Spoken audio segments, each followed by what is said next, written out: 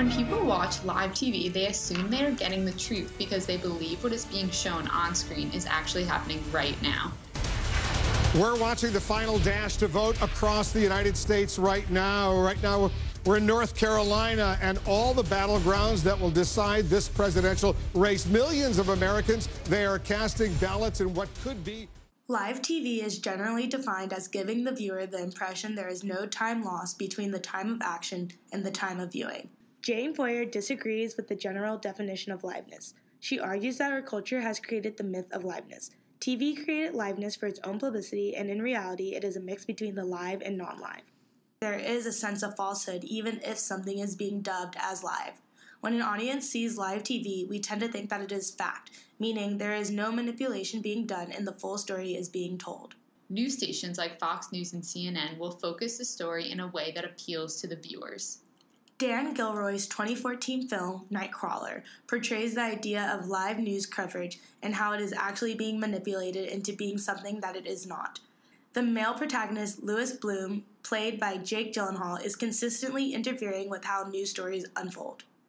The audience first sees this interference when news director Nina, played by Renee Rousseau, tells Lou what type of videos to shoot in order to guarantee that they will be shown on the next day's news coverage.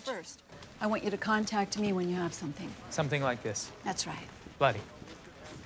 Well, that's only part of it. We like crime. I mean, not all crime. Carjacking in Compton, for example. That isn't news now, is it? Nina? We find our viewers are more interested in urban crime, creeping into the suburbs. What that means is a victim, or victims, preferably well off and white. Nina specifically asked for accidents and crimes that are urban-related seeping into white suburban areas. This type of manipulation has an effect on the liveness of the news and how it is being told. The manipulation of the crime scene affects whether or not live TV is portraying the truth. We see again this concept of manipulation when Nina learns about the full story behind the killing in Granada Hills. However, she decides to hide the fact that the victims were a part of a drug ring. The target audience, not the truth, dictates what is shown. Joel's got a source on the task force who says they found drugs at the Granada Hills house. Cocaine in wrapped packages, hidden in crawl spaces over 50 pounds, and he confirmed it with an investigator at the scene. It wasn't a home invasion, it was a drug robbery. Give it to the Noon crew. This is news. It detracts from the story. It is the story. The story is urban crime creeping into the suburbs. That's the story. While Nightcrawler, as a fictional film, is able to take several liberties to create a more dramatic storyline, it does show how real TV stations manipulate news.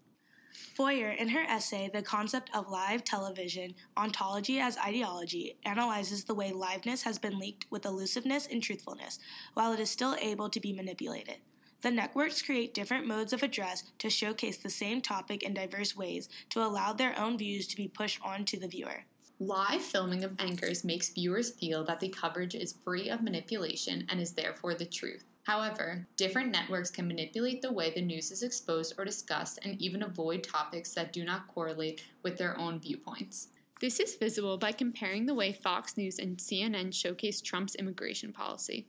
Fox News welcomes a Middle Eastern immigrant to defend Trump's Muslim immigration policy. I understand that you are going to vote for Trump, or that you support Trump's Muslim immigration plan. Tell us about it. Yes, I do. Why? Well, because I feel like America has certain set of values, and that's why Diversely, CNN showcases the language Trump uses when discussing his immigration policy. To clarify this statement in recent days, Donald, but I guess the question comes down to this. Do you regret saying that specifically about rapists, or do you stand by it? No, not at all. Of course, it's not only Mexico. If you let that run a little bit longer, it talks about people coming from all over. While neither network is telling lies, the audience is receiving manipulated information. This is a form of ideological criticism. It is a term used to describe the expressing of dominant ideology while silencing opposing ideology. While most viewers feel that they are gaining the truth on the election events through news coverage, in reality they are learning from a manipulated form of media.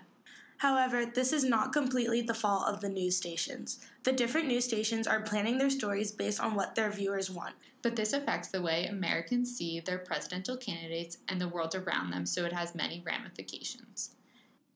In Laura Mulvey's essay, Visual Pleasure, she argues Hollywood cinema invites male spectators to identify with the male protagonist. Although Mulvey's argument is focused on gender, the same claim can be related to the bias present in television, specifically news coverage, because the different news outlets invite the spectator to identify with political ideologies. Mulvey states that when spectators watch films, they look for identification with the human form. It is interesting to see how Mulvey's argument connects to how the viewers of news stations look for identification, not with the human form, but with the same political views. The news stations are appealing to its viewers' political ideologies. After looking critically at news coverage, we see that live TV does not equate to truth. As viewers, we must look critically at what is being broadcasted as truth and fact, instead of believing that everything that is portrayed as live is true.